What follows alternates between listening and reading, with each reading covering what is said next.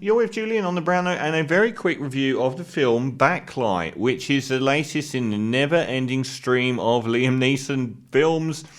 If Bruce Willis got his own selection at the Razzies for releasing 8 bad films in a year, and now everyone's suddenly realised that he's got a very serious illness, and everyone's now backtracking so hard from being critical of that year of terrible Bruce Willis movies. But Liam Neeson's not got quite the excuse, and has been pumping out. I keep saying I'm a connoisseur of his post-Taken films, and that they reached a high which seemed to end with Cold Pursuit, a magnificent film.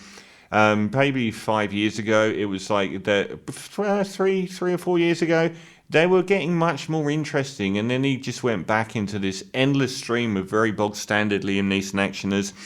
This one's got 7% on Rotten Tomatoes, so the knives are out. Liam Neeson plays, perhaps not atypically, a member of the CIA, but I really like the character setup.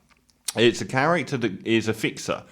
But whereas fixers are usually, if going into a crime scene or something, or taking out, the loose ends, here the CIA seem to be aware that they're putting their agents in the field through psychological torture. He's there to identify when people may go rogue and to bring them back, where it's a much more sort of psychological position. And his boss has basically kept him in this role when he wants to retire. He's got a granddaughter and an estranged daughter that he wants to have a relationship with, but he keeps getting told that he can't retire because there's so much out there in the field. We start with this beautiful Aussie actress, I think, who pretends to be AOC, a political rally in America, whipping up, progressive ideals, and then is murdered, ran over in a car, and it becomes apparent the CIA are operating this, this dark area of their operations where they're offing people, basically, who shouldn't be getting killed and have nothing to do with the CIA. It's a limited plot, and journalists become involved and so on. But to be honest, I didn't think it was that bad. I didn't think that it was anywhere near as bad or as uninteresting as some of the others. It's got a $40 million budget, so it actually is. I thought it was going to be a real cheapie like Ice Road, where that was just a disaster. I think out of the ones he's done I'm just flicking through his filmography, which is understandably enormously wrong. And I noticed that the director of this is a guy that he's not done much, but he's done a film I have an awful lot of time for, The Accountant. And I'm very happy to see that The Accountant 2 is being made. That Ben Affleck film I thought was wonderful.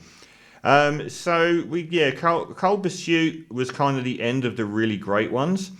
And then we got Honest Thief, was just not that interesting. Not terrible. I didn't think many of these were terrible. The Marksman was probably the standout. It's a bit classier.